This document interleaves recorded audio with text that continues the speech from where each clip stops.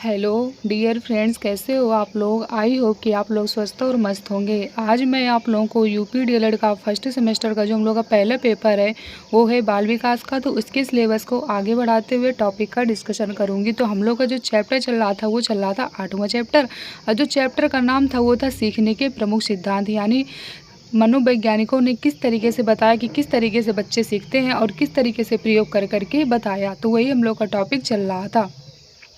तो कल की क्लास में मैंने आपको बता दिया था कि मनोवैज्ञानिक हैं जो तो किस तरीके से क्या कर रहे हैं, प्रयोग किए हैं। कई सारे मनोवैज्ञानिकों के बारे में बता दिया था कि जो स्कनर थे उन्होंने किस तरीके से अपना प्रयोग किया, और जो वो थे उनको क्या कहा जाता है, पावलाव ने, इन्होंने अपना प्रयोग किस पर किया था, कुत्ते पर किया था। तो इन्होंने किस तरीके से किया था। तो चलिए हम लोग अब आगे बढ़ते हैं और नोट है हमारी, जो नोट को पढ़ते हैं। जो नोट जो पावलाव ने उन्होंने कुत्ते पर प्रयोग किया था, तो इन्होंने नोट में क्या बताया, इन्होंने कहा कि कुत्ते के मुंह से लार का टपकना एक स्वाभाविक या सहज क्रिया है।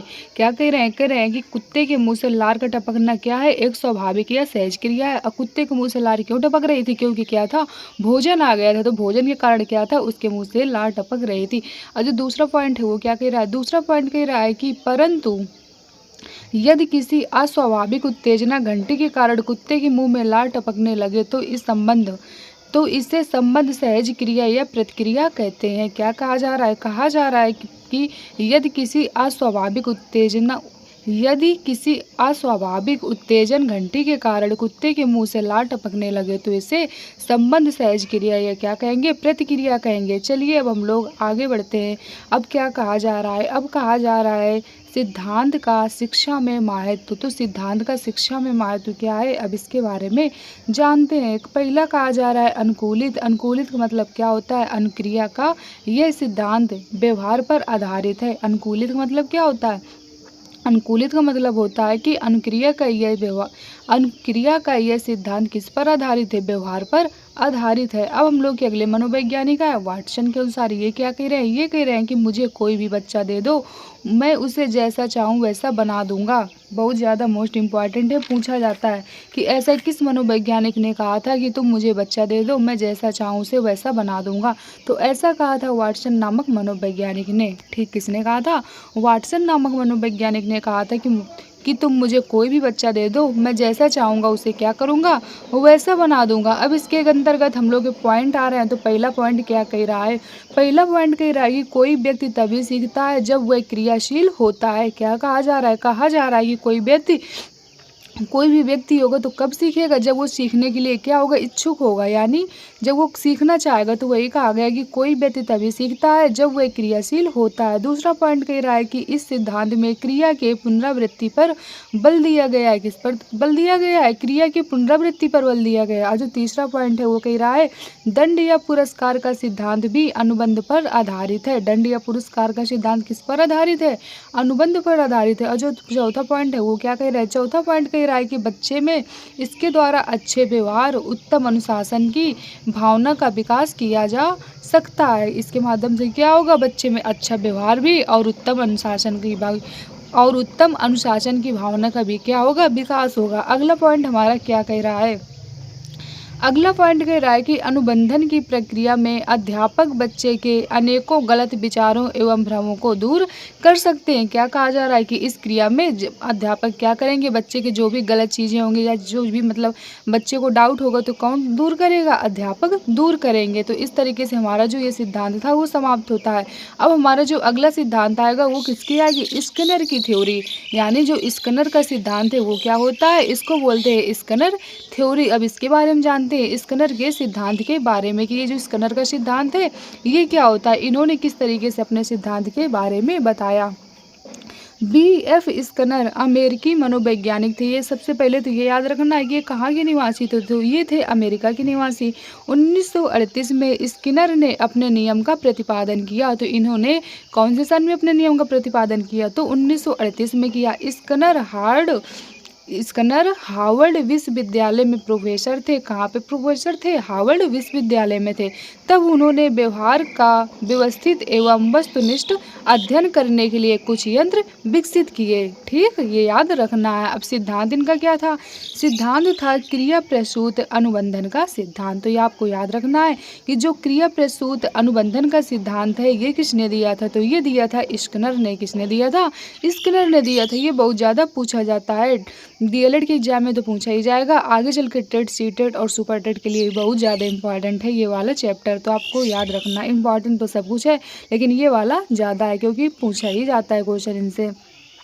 अब स्किनर के सिद्धांत के अन्य नाम चलिए जानते हैं कि जो स्किनर का सिद्धांत है तो इसके और अन्य नाम कौन कौन से हैं। पहला कह रहा है क्रिया प्रसूत अनुबंधन का सिद्धांत, दूसरा कह रहा है कार्यात्मक अनुबंधन का सिद्धांत, तीसरा कह रहा है नैमित्तिक अनुबंधन का सिद्धांत, चौथा कह रहा है सक्रिय अनुकूलित अनुक्रिया का सिद्धांत, और जो पाँचवा है वो कह रहा है सबलीकृत अनुक्रिया, और जो छठवां है वो कह रहा है उत्सर्जित अनुक्रिया, और जो सातवां है वो कह रहा है अधिक्रमायोजित अनुदेशन, और जो आठवां है वो कह रहा है प्राचीन अनुबंधन। ठीक, और जो मतलब नवा है वो क्या कह रहा है? RS learning. आर का मतलब किससे? रिस्पॉन्स से, और जो एस है इसका मतलब क्या? स्टिमुलस से।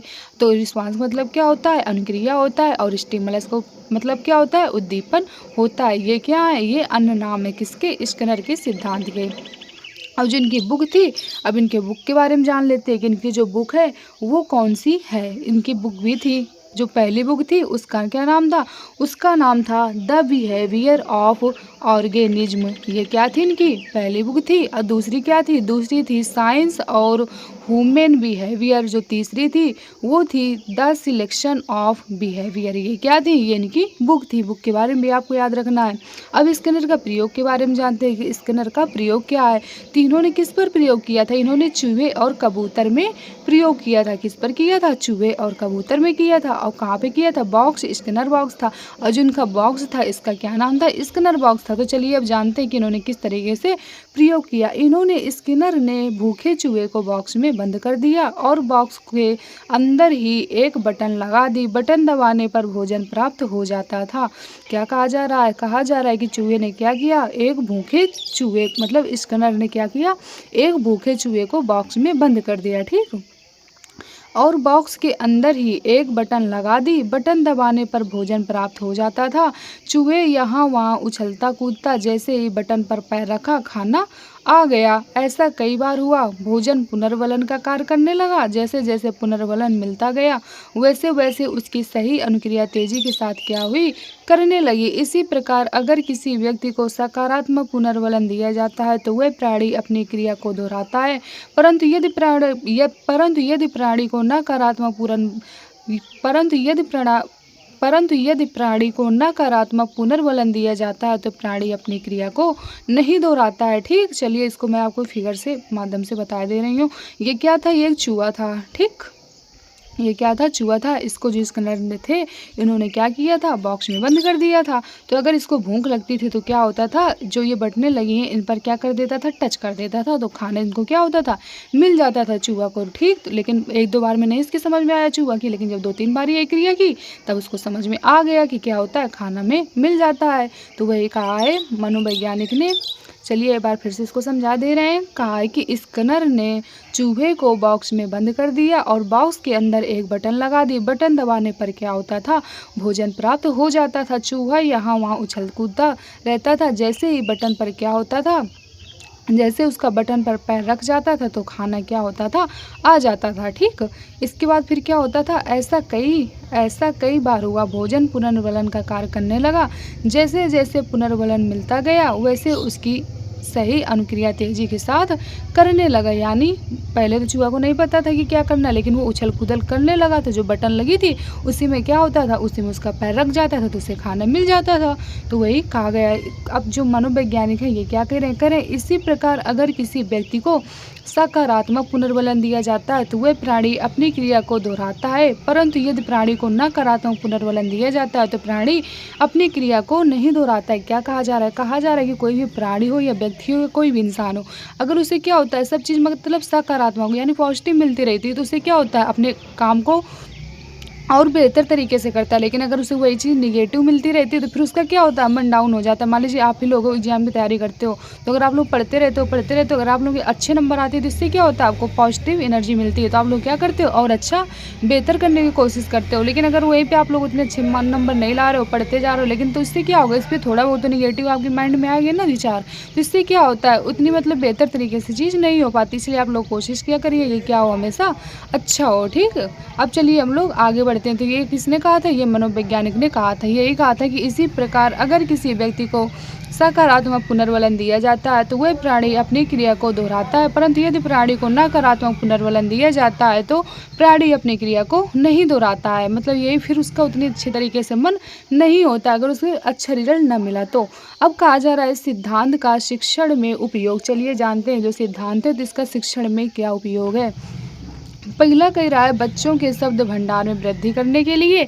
इससे क्या होगा, इससे बच्चे के जो शब्द भंडार हैं उनमें क्या होगा, वृद्धि होगी। यानी बच्चा अपना दिमाग लगाएगा और मतलब किस तरीके से चीज़ों को और खोजबीन करेगा और क्या करेगा, टीचर से पूछेगा। तो इससे क्या होगा, इससे बच्चे के शब्द भंडार में क्या होगी, वृद्धि होगी। दूसरा पॉइंट कह रहा है कि जब भी काम में सफलता मिलती है तो संतोष प्राप्त होता है और यह संतोष क्रिया को बल देता है। क्या कहा जा रहा है, कहा जा रहा है कि जब भी काम में सफलता मिलती है तो संतोष प्राप्त होता है। यानी कोई भी कार्य आप लोग करोगे, अगर उसमें आपको क्या सफल हो जाते हो तो आप लोगों को क्या होता है, अच्छा लगता है। यानी मतलब कि अच्छा लगता है और संतोष की भावना आती है, मतलब आप लोग को मतलब धीरज रहता है। तो वही कहा गया है कि जब भी काम में सफलता मिलती है तो संतोष प्राप्त होता है और यह संतोष क्रिया को क्या होता है, बल देता है। यही फिगर है जो मैंने आपको बताया था। इसके बाद फिर क्या कहा जा रहा है, कहा जा रहा है कि क्रिया प्रसूत अधिगम में पुनर्वलन का महत्व है। क्या कहा जा रहा है, कहा जा रहा है कि क्रिया प्रसूत अधिगम में किसका महत्व है, पुनर्वलन का महत्व है। दूसरा पॉइंट कह रहा है कि यदि अधिगम की क्रिया को छोटे छोटे भागों में बांटकर कराया जाए तो क्या होता है, बच्चा जल्दी सीख जाता है। यानी सीखने की क्रिया है तो इसको क्या किया जाए, छोटे छोटे भागों में क्या किया जाए, तोड़ के दिया जाए। मान लीजिए कोई भी चीज़ है, अगर वही कहा गया कि किसी को भी मान लीजिए कोई प्रॉब्लम एक साथ बता दोगे तो थोड़ा टाइम लगेगा, लेकिन उसे क्या करोगे, अगर टुकड़ों में दे दोगे तो क्या होगा, बच्चा जल्दी सीखेगा। कोई भी जैसे मान लीजिए फ़ोन नंबर ही है 10 डिजिट का है तो आप उसे लगातार बोल दोगे कि इसको पढ़ो तो बच्चा क्या करेगा, थोड़ा मतलब टाइम लगेगा। लेकिन अगर उससे आप क्या करोगे, दो दो नंबर लिख दोगे कि दो दो क्या करो, एक साथ तैयार करो, तो बच्चा क्या होगा, चीज़ों को अच्छी तरीके से सीख जाएगा। इसी तरीके से कई सारी चीज़ें होती हैं। मान लीजिए कोई बच्चा है, अगर उसे बुक पढ़ने नहीं आ रही है, मान लीजिए हिंदी की ले लीजिए चाहे इंग्लिश की ले लीजिए, कोई भी बुक ले लीजिए, तो अगर आप लोग उसे पहले मात्राओं को पहले थोड़ा थोड़ा कराओगे ज्ञान, पहले उसे आप लोग अक्षर का ज्ञान करा दीजिए, फिर उसको मात्राओं को ज्ञात करा दीजिए, फिर उससे क्या करिए, धीरे धीरे दो दो शब्द पढ़ाइए, फिर तीन तीन, फिर चार चार। तो इससे क्या होगा, बच्चा धीरे धीरे सीख जाएगा। और अगर आप लोग एकदम से उसे बोल दोगे तो नहीं कर पाएगा। तो वही कहा गया है कि यदि अधिगम की क्रिया को छोटे छोटे भागों में मतलब छोटे छोटे भागों में कराया जाए तो क्या होगा, बच्चा जल्दी सीख जाता है। तो जो यहाँ से हमारा नियम था स्किनर का वो समाप्त होता है। अब जो हम लोग का अगला नियम आएगा वो आएगा कोहलर का सिद्धांत। ठीक। तो आई होप कि आप लोगों को यहाँ तक ये क्लास बहुत बेहतर तरीके से समझ में आई होगी और आपने क्या किया होगा, प्रॉपर नोट्स भी बना लिया होगा। ये नियम बहुत ज़्यादा इंपॉर्टेंट है, इसलिए आपको क्या करना है, चीज़ों को बिल्कुल एक एक करके समझते चलना है और क्लास को क्या करना है, ज़्यादा से ज़्यादा दोस्तों तक शेयर करनी है, जिससे क्या उनकी हेल्प हो सके। चैनल को लाइक और सब्सक्राइब करना है, जिससे आने वाली नोटिफिकेशन आप लोगों को टाइम टू टाइम मिलती रहे। और मतलब क्लास है जो सिलेबस है इसकी पूरी प्लेलिस्ट बन गई है, तो आप लोग क्या करिए, क्लास को बिल्कुल क्रम से लीजिए, प्लस प्लेलिस्ट में जाकर क्लास को बिल्कुल क्या करिए, क्रम से लीजिए और क्या करिए, नोट्स भी बनाइए, ताकि आप लोगों को अभी तो हेल्प हो, आगे चल के आप लोगों को भी हेल्प होगी। ये जो नोट्स हैं बहुत ज़्यादा इंपॉर्टेंट है, इसलिए आपको क्या करना है, नोट्स बिल्कुल बनाते चलना है। तो चलिए आज क्लास को हम लोग यहीं तक रखते हैं। और अगर अभी तक आप लोग टेलीग्राम चैनल से ऐड हुए हो तो उससे भी हो जाएगी, उसकी जो लिंक है नीचे डिस्क्रिप्शन बॉक्स में पड़ी है, तो वहाँ पर भी आप लोगों को टाइम टू टाइम नोटिफिकेशन और PDF भी मिलती रहती है और वहाँ पर कुछ भी कराई जाती है। तो चलिए आज क्लास को हम लोग यहीं से समाप्त करते हैं। Okay, thank you.